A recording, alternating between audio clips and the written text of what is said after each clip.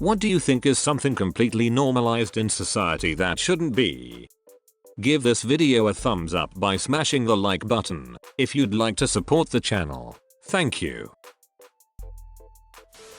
The normalization of unhealthy habits in students. Always hear college kids staying up 3 days in a row and skipping meals, and no one bats an eye. Yes, and even competing to see who got the least sleep or has the unhealthiest lifestyle. I just pulled 5 straight all-nighters, bro. Now I gotta pound a few kegs to unwind.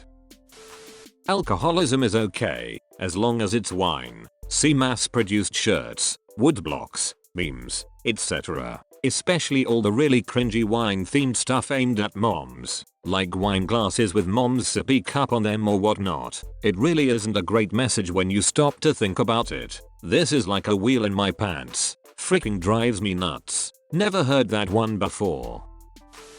Anxiety. Many of us have it, but there is a point where professional help should be sought if possible. There's also people who probably don't have clinical anxiety, misdiagnosing themselves and blaming poor behavior on it. The amount of self-diagnosing anxiety is so annoying. It's not an aesthetic. Exactly. People need to understand the difference between being anxious before an exam or interview and having crushing anxiety, which stops you from living your life normally. One requires medical intervention, the other is just life.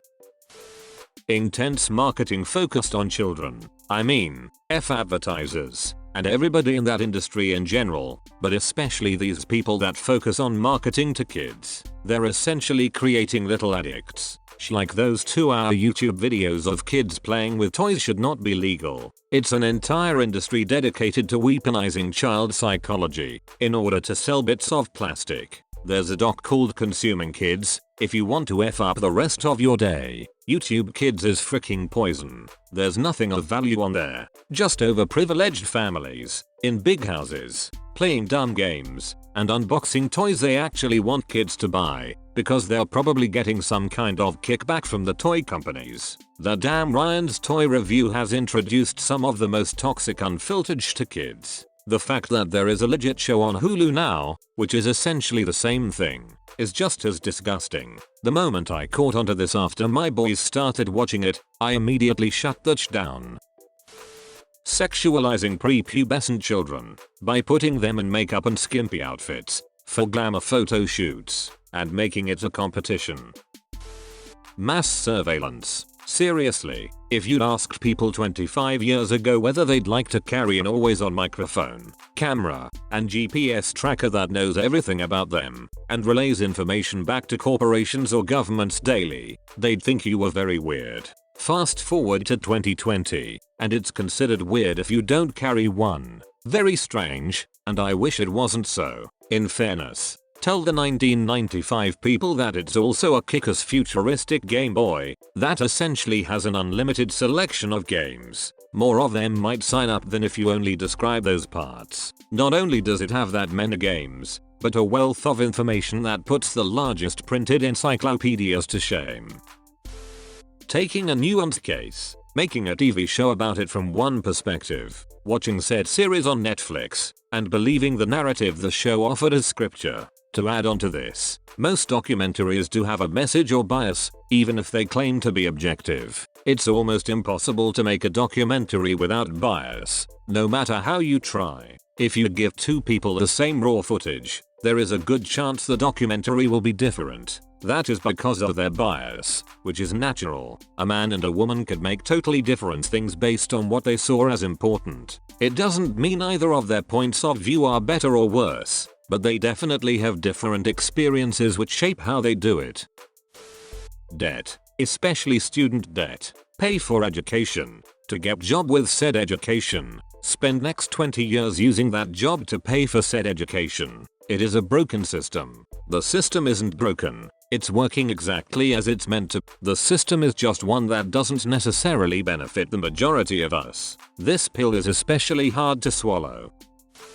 The taboo against discussing salary with anyone other than one's employer. It exists entirely to give the employer the advantage in salary or salary increase negotiations, and to avoid you and your 10+ years of seniority finding out that Johnny just graduated is making 5k more per year than you. I once found out the 16-year-old intern, who just made drinks and sharpened pencils, was earning 25% more than me. I was on the other side of this at one point, earning more than someone who had a college degree and worked for the company before, and I think she was even slightly higher up than me in position, while I just started there. No explanation from the company as to why I was earning more. I brought it up when I read a post encouraging people to discuss their wages, which is how I found out. She brought it up to the boss, and I'm not sure if she ever got her wage increased, but I think it made her realize what a shitty place to work it was, and she started looking for other jobs.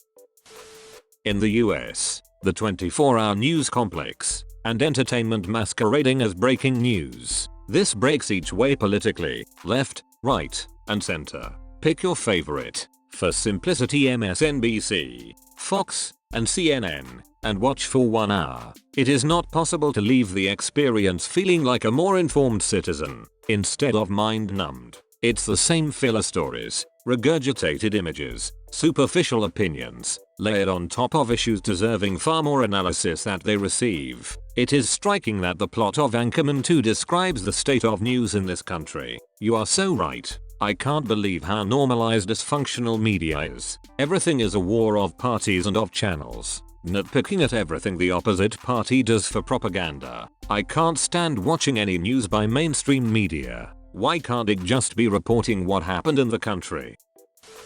People working multiple jobs, and society holding that as a badge of honor. It's the sign of a broken society when someone has to spend all of their time working and not enjoying life. Many people don't have hobbies or interests, not because they don't want to, they just don't have time. When I was younger I had 2 jobs, and when I had free time I was too exhausted to do anything other than sleep. I would then dream about work, and being at work and having something terrible happen. The only thing I would do when I had a day off was go out, get blackout drunk, and then do it all over again. I agree. People who brag about working 70 hours a week, or shaming people for complaining about their 40-hour work week, being a willful slave to rich corporate whip crackers, is not something to feel superior about. Food waste. People are so used to going grocery shopping, cooking whatever, maybe eating leftovers if they feel like it, and tossing everything that went bad. It's 10 times worse in actual restaurants, and you don't even want to know how much good food is tossed by farmer, due to low marketability. In the US at least, we produce and throw out so much food, it's embarrassing.